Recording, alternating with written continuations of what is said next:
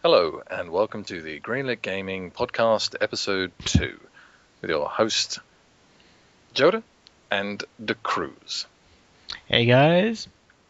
Now last week we did a show on loneliness in games, and as we mentioned, it ran on a little bit, and we were going to continue the loneliness in games with a part 2, but we've decided to move on to a new subject, but we thought we'd sum it up in our little intro here. So, Joda, what was it all about? Well, I suppose I just really wanted to get off my chest just how much I enjoy these different games that highlight the theme of loneliness, and whether it's because they were designed from many years ago as a single-player experience before the dawn of the multiplayer age, or just because they wanted to really convey that wonderful, hero's journey kind of feel, or one man or one woman against something great and more dangerous than themselves. That was really it. And I found games such as Shadow of the Colossus or Journey or even like the Silent Hill with its oppressant, freaky solitude was able to convey those, and I seem to just really get a kick out of it. What I will say though is that we are actually putting the entire discussion of the loneliness in gaming up as a separate download. So we'll be putting it up on YouTube. So if you want to follow the entire discussion, we go on to go through games such as Portal, Halo ODST, and what else was there? Dark Souls. A little bit of Dark Souls, yes. Yeah, boy, does that really hits the nail on the head with the you're alone now. But it's quite interesting. Most the other point was like a lot of games that we discussed are actually like 3 or 4 years old now, and with the advent of like multiplayer and co-op focused games, we are losing that kind of loneliness in games. But there are a few games bringing it back, such as Dark Souls and Journey, and I would say Dead Space, maybe not in the new iteration, but in the previous ones. So, let's hope there's some more out there. There will be more. And like I say, I mean, this deliberate choice now of a connected age, removing somebody that you have been playing with, also, highlights just how lonely you might be. You remove that companion that you've just had. Anyway, moving on.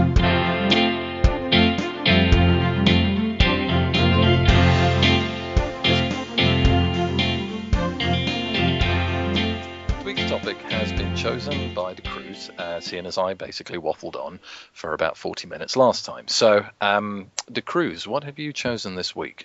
Well, I wanted to talk about what's popular, or what we think is popular, and what publishers think is popular, and why we do think that. So, with the title of today's podcast being "What Makes Games Popular." So, De Cruz, let's sort of maybe clarify a little bit when you say what makes a game popular. So we're kind of coming at it from the angle what publishers may think are going to be popular games. Well, let me answer that with the reasons why I wanted to talk about this. Is like recently, a few things have kind of gone on. One of them is I went and saw the indie game movie around a friend of mine's. And now, if for those of you who don't know, Indie Game Movie focuses on mainly 3 quite well-known indie game developers. John Blow with Braid. Team Meat was quite prevalent in the movie, and also Phil Fish, Fez. All focusing on different aspects of their life. I mean, for John Blow, the game's been released, it's done well, and he talks about why he did it, how he came around doing it, and also some of the fan feedback or from posts and so on. That was quite interesting. Team Meat, the period it covers for them is their release, them finishing up the game and waiting for the days for it to be released. So it's still quite... they're going for the crunch periods and, the exciting bit of like people like our game, the reviews and all that sort of stuff. And then Phil Fish, it was kind of a little bit of a depressing time for him. I mean, Of course, he took years with his development of Fez, and it kind of covers a little bit of the legal disputes he was having, and him trying to get the game out there. And of course, we know it has been released and it's done okay. It's fantastic, yeah. But one of the quotes from the movie that kind of stood out for me was, an indie game is something personal, and being something personal, it has flaws. And when really did strike something with me, because a lot of the times when you work in AAA development games, you're not really making something personal so much. You may feel like you're making something personal in your little quest, but the overall game is somebody else's vision or a collection of people's visions, whether they're your creative director along with publishers and marketing departments, and essentially they're trying to make a successful game for consumers. And on contrast to that, again, I went to a Tiger event, TIGA. They had several more indie game developers. I know I'm talking a lot about indie games, but their philosophies and what they want to create is very different to mainstream games. So that's why I wanted to talk about what makes a game popular. Why, where are these views coming from that we want games to be this way when games like, the indie games like Braid and Team Meat, they do equally as well on their own ideas. But we follow these kind of generic, first-person shooters have to have this cover mechanic, has to have a sniper rifle, shotgun, and so on. Those kind of trends.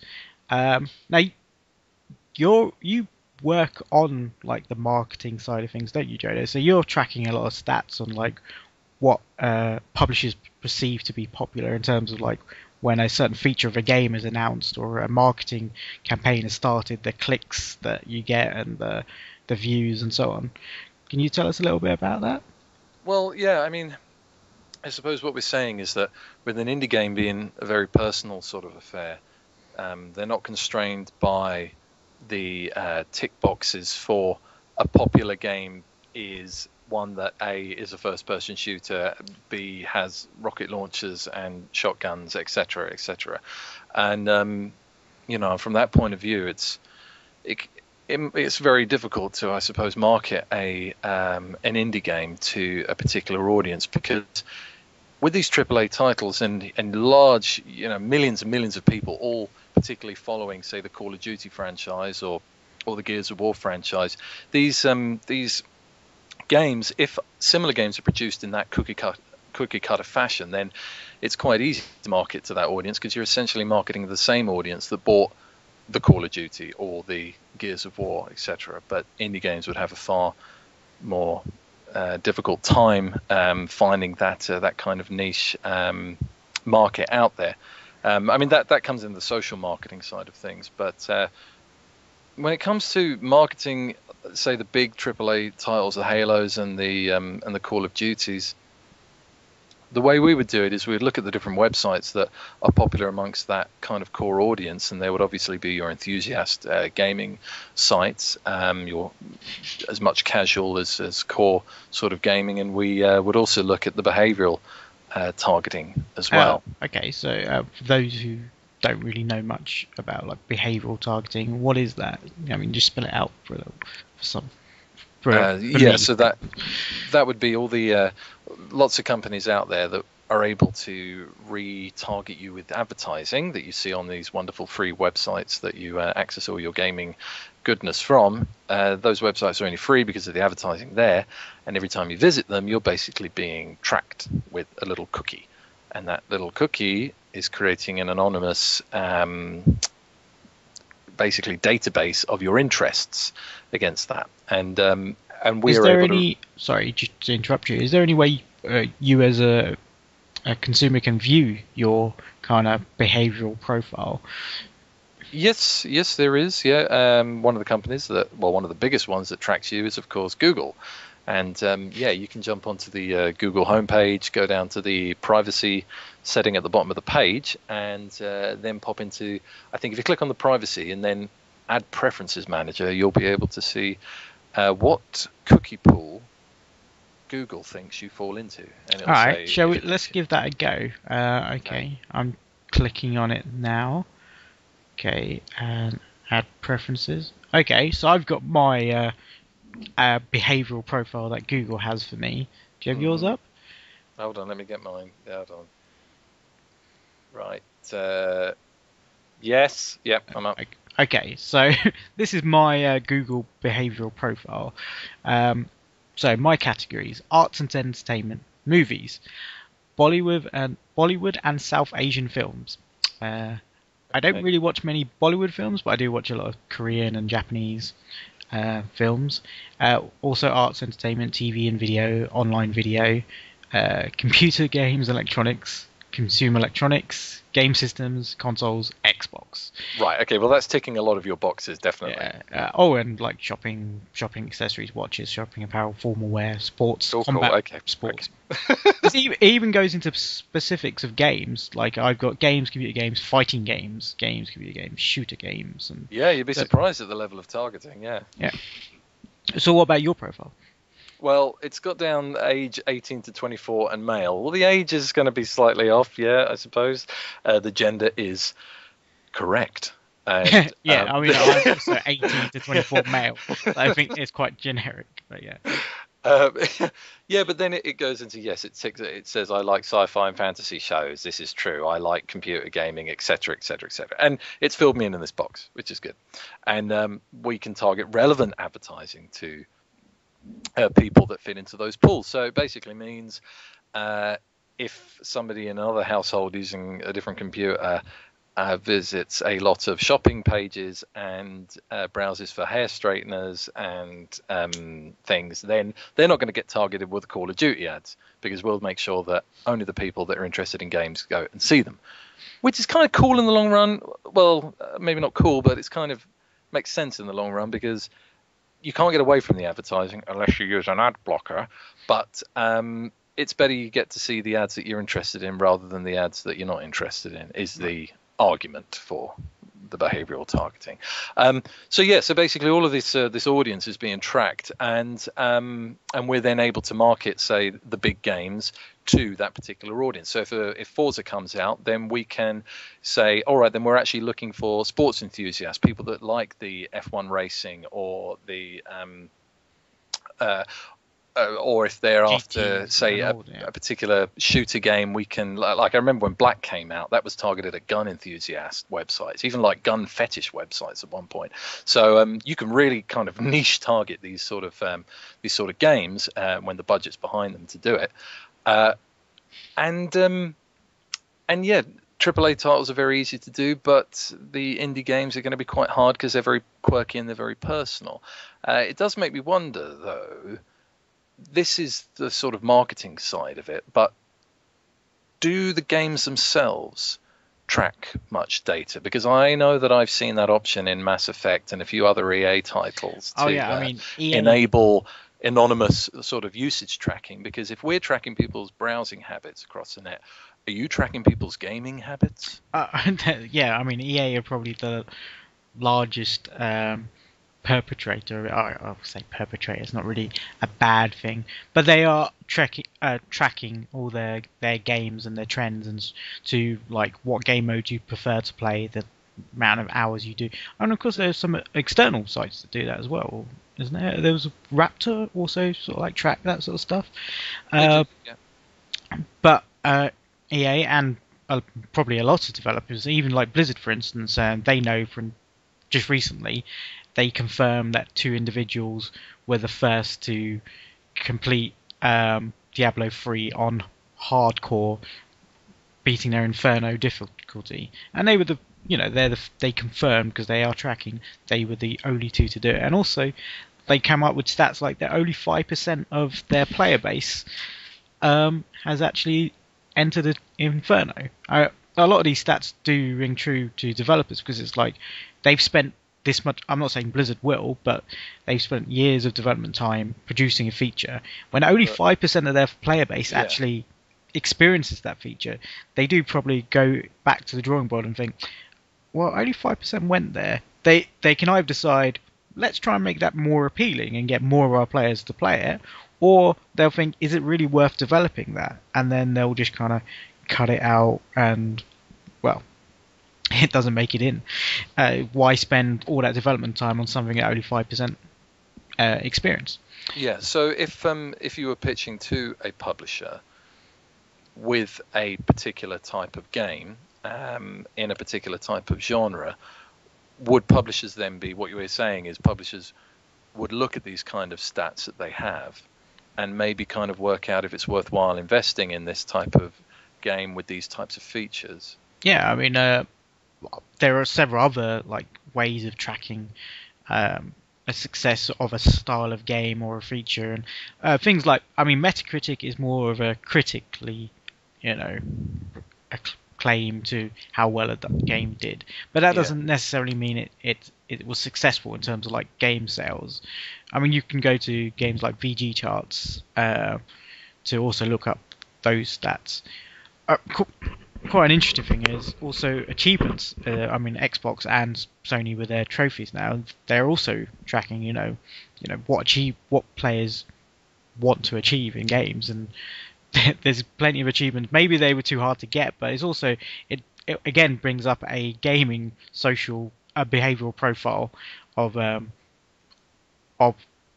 style of gamers, and then creating games for that. And when you tick all the right boxes and go to a publisher saying, right, I'm going to have a hard mode, it's going to have sniper rifles in, and then you can bring up all these different stats and a cover-based shooter mechanic. Like you were saying, Gears of War came out. How many more games came out afterwards, basically ripping off the Gears of War cover mechanics? Exactly.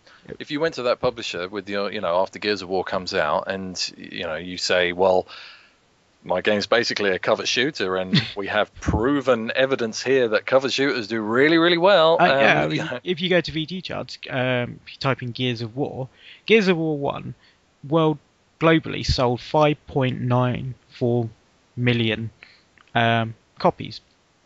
All right, and then they've proven the success of cover-based shooter, and then they came out with a sequel, Gears of War 2, that sold 6.5 million copies. Exactly. What does that say to publishers? Yeah. Exactly, and and they were like, this mechanic works, but it's not always. It is their IP that they've kind of created and branded, and it's more than just their one mechanic. Yeah. But it's a very prominent feature in the game, and that at the end is why we're getting a lot of generic third-person cover-based shooters. And I mean, it goes on, like Call of Duty, their multiplayer is obviously, one of the most successful in the world, and yet every game that's coming out now is tending towards this multiplayer leveling system, and it's constant, never-ending unlocks upon yes. unlocks. Oh my goodness me! How long do I have to keep playing this game until I've actually unlocked all the weapons and features that I paid the money for? I mean, there's arguments for unlocking and not, but this is true. But yeah, the multiplayer side of things have gone. COD is almost becoming a standard for multiplayer first-person shooter gaming, or any multiplayer competitive gaming. I mean, it's a mix, because in one way, yes, you could say that publishers are looking for that kind of game because it sells very well, supposedly, and that's why people are making it. Part of me wonders, is it something to do just with the zeitgeist, that the people making these games now are the people that are playing these games, and therefore they loved playing it, so they're going to make it again, Yeah. If you have a whole team of enthusiastic COD players, well, maybe they'll make it, and just all they'll end up doing is making another COD game at some point because they love it so much. But I don't know, maybe not. What was quite interesting is another example that I wouldn't mind bringing up is World of Warcraft. Now, that is one of the most successful games pretty much in history in terms of sales and revenue that it's created. Now, there's been a string of MMO clones of World of Warcraft where they've copied the majority of the mechanics, and they've gone with a maybe a one-off kind of unique selling point and try to push that, but the majority of mechanics still keeping to the WoW structure. Yeah, there's loads of them now. Yeah, none of them have done as well as WoW has. And quite interesting, an upcoming MMO, Guild Wars 2. I mean, the original Guild Wars didn't really follow WoW structure either. Guild Wars 2, again, is not going WoW structure. And they've actively said they're going a completely different direction to WoW. They're pretty much questioning every MMO mechanic that WoW has and is producing a different solution for it. Well, this is it. And they're setting themselves apart, and the buzz behind it is, well, quite large, and to the point where that people are saying that, you know, Guild Wars 2 could be what brings WoW down. I'm not saying that's the case, but it could well do. It's different enough that it's differentiating itself in this sea of sort of stagnated MMOs that are trying their hardest to clone a very, very successful business model that WoW made. But like you say, yeah, Guild Wars 2 is setting itself apart from the pack by deliberately not doing that. It's just quite brave. And more, but maybe it's the right time to do it. Yeah, well, I would say it's the right time for a lot of developers now to look at their games and say, let's not produce the same games as everybody else. It's really strange to see for instance, at E3, when I saw Dead Space, which had been known for this kind of like really high tension shock horror gameplay and these tight dark corridors and space, and then when I saw the E3 demo, it's like it looks like a combination of Gears of War and Lost Planet. You know, why have these giant creatures suddenly turned up, and co-op and cover and all the things that weren't what made Dead Space popular? And I'm not saying that it's not what people want, but I feel it's a shame that they're going away from what made Dead Space, and incorporating things that it's a popular mechanic, so we should have it sort of development. But another example are like two quite well-known IPs, Syndicate and UFO. Now, Syndicate, Starbreeze, the developers of the recent Syndicate game, came out and said that they were doomed from the start. Fans of the series were going to doubt them if they just chose to make a remake with better graphics and say, oh, they didn't innovate. And when they did innovate, that they got shot down because it wasn't like the original. But I kind of counter their point by saying they chose a turn-based strategy game, Syndicate. They turned it into a first-person shooter, which is probably the most generic thing you could do with an IP.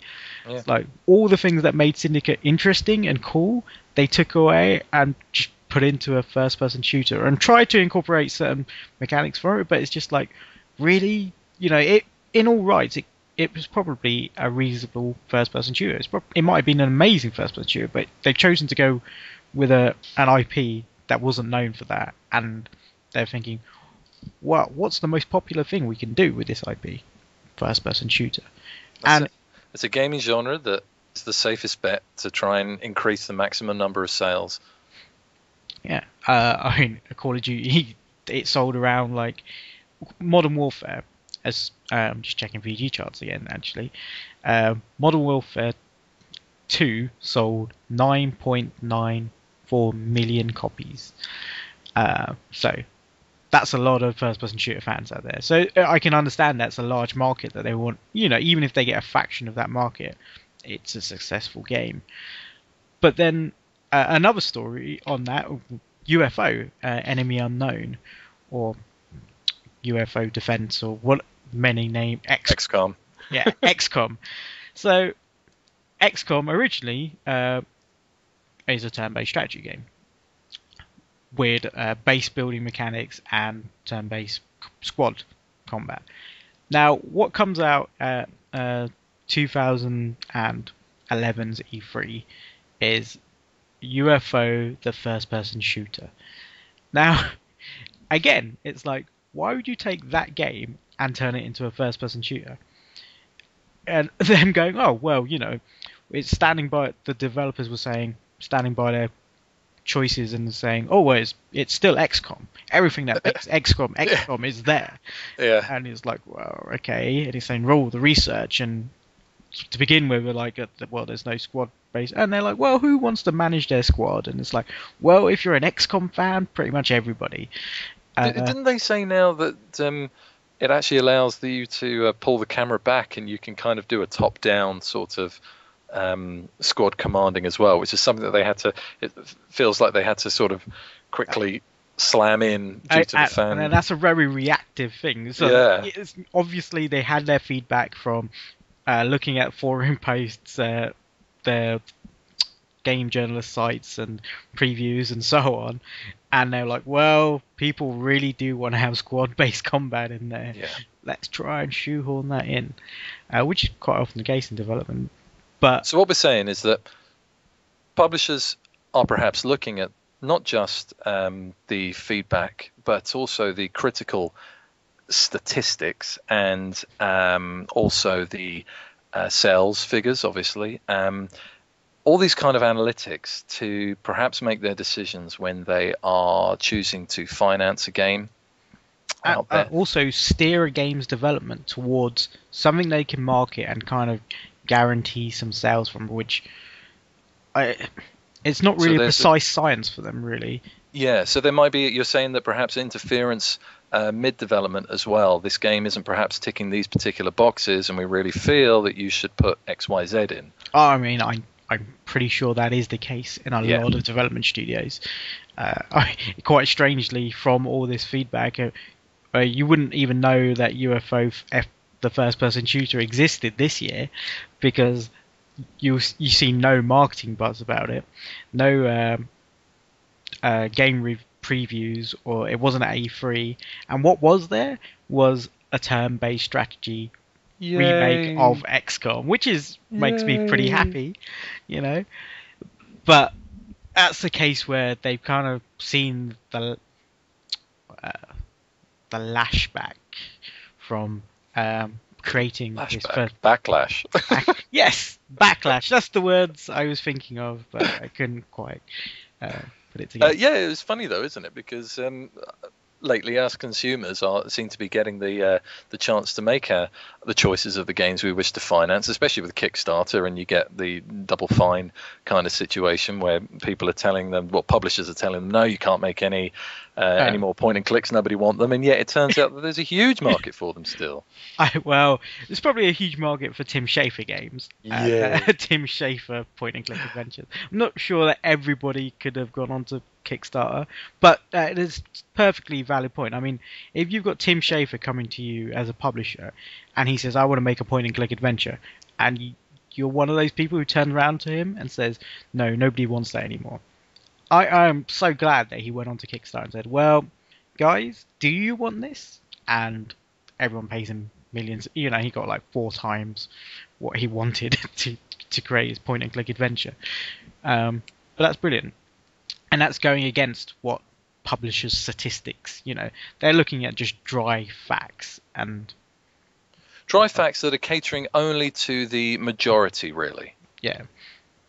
But also this statistical analysis and interference in the development sector of the games, it produces quite a stagnated market. I mean, if you only look at E3 this year and the games that were produced, it's, generic. Incredibly generic. Almost feel like clones of each other. You look at, it's when you look at Uncharted and then you look at Tomb Raider. And originally, I think you would say that Uncharted was copying Tomb Raider, but now it's. Whereas now, I know, I'm just kind of like, oh right, it's, I don't know. Maybe they'll do a join up. Maybe they'll team up in some epic Drake meets Lara. I don't know. Love story. That'd be good. They meet in a cave. I wonder how publishers would feel about that. If you get Naughty Dog and who are Tomb Raiders? Square now, isn't it? Who I mean, it would be Sony and Square that would have to get together for it, and to then produce Lara meets Uncharted, or Lara Croft Tomb Raider meets Uncharted, and you can imagine. Tomb Raider sold this many copies, Uncharted sold this many copies. So if we combine two brands, what could we get? That's it. I mean, if you played for all 3 Uncharted games, and then you see the new Tomb Raider, demos, it's pretty obvious they're copying that very cinematic sort of formula. But even now, Naughty Dog have gone off and they're onto their new Last of Us stuff. But it's very interesting to just sort of see how these, not just the sales figures, but how analyzing the type of gameplay is what the developers and the publishers are looking to do to increase the sales. It does make me wonder though about the future and how these stats could be used even further. And it makes me think back to the way the online marketing works with the behavioral targeting. I mean, you can target adverts to somebody that is a fan of a particular game because they do X, Y, Z on the internet. But I'm wondering if we're tracking greater data about how people play the games, then maybe when somebody puts in a game in the future, the game itself can tailor to a particular experience that you like to play. So you're playing an RPG, so you've played lots of the Mass Effect games or something, and you always team up with the female members of your squad, and you always like to explore the environment a lot and open every crate and box or something, but you don't enjoy getting into combat. No, whereas, that could be. The game could basically. Well, when you put like a new EA game in, it would connect to the net. It would know, okay, you're this particular person, and your profile that we've built up in you says that you play games in a certain way. Therefore, this RPG is going to actually reward you with better loot drops for your exploration, because that's what you like to do. Whereas if another person enjoys playing the game combat guns blazing, then maybe they will give that person more inventive guns and better ways to combat it, and they could even change mission structures that way, so that what they're saying is that when you put this game in, rather than it being the same for everybody, and rather than it including core features that are only going to apply to the majority that we've looked at statistically, we can actually go, this game knows how you play games because we've tracked you in the past, how you play these types of games. And therefore, we're going to make what we think for you is the best way to experience it and to engage with the characters, because you like doing it in this particular way. And whereas somebody else could put that game in and get quite a different game now, or we already have games that tailor themselves to how you're playing it. Well, no, those games are reactive and based on exactly. Player Whereas choice. This game could come the moment it loads in, it reads your profile, and it knows exactly what it needs to display to you to get you to enjoy it. Well, Joda, I'm supposed to be the game developer, but you've just come up with an amazing idea, and I'd love to see that game developed and made, because that would be a very interesting experience. But I suppose you could even pitch that to the publishers, and at least they could understand that, because it'd be their stats and statistics and their. Right. Well, let's not make sure we don't put that out to the public. yeah, we wouldn't want them to have all the power. Well, no, I mean I think we managed to cover quite a large amount of discussion on the subject. Yes. But ultimately, I would say the games industry in general has become a bit stagnated, and people don't always know what they want, and I think publishers forget that sometimes. And games should have these new, braver ideas and mechanics and give them a go, because maybe they're a success or maybe they're not. But I would like to see a bit of indie game philosophy make it into the mainstream a bit more. Maybe this behavioral statistical engineering might produce a wonderful game in the future for everyone, and not just the majority. Yes. Cool. Okay, and so with that was our discussion on what makes games popular, and we're going to wrap it up there. And you guys know where to find us. If you've got to episode 2, we're on YouTube, Greenlit Gaming. Trenched. You can follow us on Twitter at #Greenlit Gaming, and also email us at greenlitgaming@gmail.com. We are checking out your comments and feedback. I wouldn't mind pointing out to the guy on our YouTube who wanted to talk about his Wind Waker experience in our Loneliness in Games, and another user talked about fighting game experience. So we'd like to hear more of these, so post away. So it's goodbye from me. And it's goodbye from him. From me.